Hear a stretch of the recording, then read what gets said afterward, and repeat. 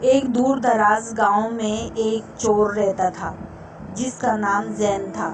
زین کی زندگی چوری کرنے میں گزری تھی اور وہ ہمیشہ اپنے فائدے کے بارے میں سوچتا تھا، لیکن اس کی ایک خاص بات یہ تھی کہ اس کے دل میں ایک نرم گوشہ تھا، خاص طور پر اپنی بچپن کی دوست سارہ کے لیے۔ سارہ ایک نیک دل لڑکی تھی جو ہمیشہ دوسروں کی مدد کرتی تھی۔ زین کی چوری کی زندگی نے ایک دن ایک بڑے مسئلے میں ڈال دیا۔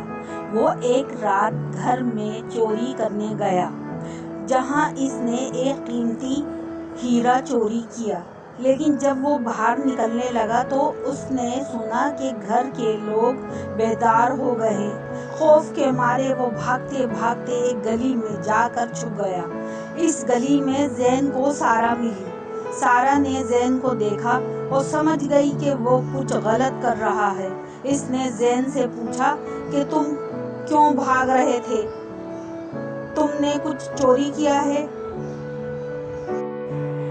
زین نے جھوٹ بولا، نہیں، میں صرف اپنے کام کے لیے یہاں آیا تھا۔ لیکن سارہ کی آنکھوں میں زین کی چوری کا احساس تھا۔ اس نے کہا، زین، تمہیں اپنی زندگی میں کچھ بدلاؤ لانا ہوگا۔ چوری کبھی بھی صحیح نہیں ہے۔ زین کی آنکھوں میں تب شرمندگی تھی، لیکن وہ پھر بھی اپنی چوری کے بارے میں سوچتا رہا۔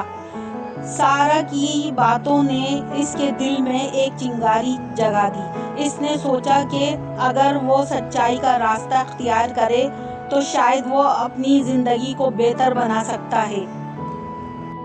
اگلے دن زین نے فیصلہ کیا کہ وہ چوری کی زندگی چھوڑ دے گا۔ اس نے ہیرا واپس کرنے کا ارادہ کیا اور گھر کے مالک سے معافی مانگی۔ جب وہ واپس گیا تو گھر کے مالک نے اس کی بہادری کو سراہا اور اسے معاف کر دیا۔ زین نے محسوس کیا کہ سچائی، ایمانداری کی راہ میں چلنا کتنا سکون بھرا ہے۔ سارہ نے زین کی تبدیلی کو دیکھا اور اس کی محبت میں مزید اضافہ ہوا۔ زین نے سارہ کو بتایا کہ وہ اب چوری نہیں کرے گا اور اپنی زندگی کو بہتر بنانے کے لیے محنت کرے گا۔ زین نے تھوڑے سے پیسے لگا کے اپنا کاروبار شروع کیا۔ سارہ نے زین کی حمایت کی اور دونوں نے مل کر ایک نئی زندگی کا آغاز کیا۔ آخر میں زین نے سیکھا کہ چوری کا راستہ کبھی بھی خوشی کا باعث نہیں بنتا۔ سچائی اور ایمانداری ہی انسان کو حقیقی خوشی دیتی ہے۔ اس نے صرف اپنی محبت پائی بلکہ ایک نئی زندگی بھی شروع کی جہاں وہ اپنی محنت سے کامیاب ہوا اور سارہ کے ساتھ خوشی سے زندگی بسر کی۔ یہ کہانی ہمیں یہ نصیحت دیتی ہے کہ ہمیشہ سچائی کا راستہ اختیار کریں، کیونکہ یہی راستہ ہمیں خوشی اور محبت کی طرف لے کے جاتا ہے۔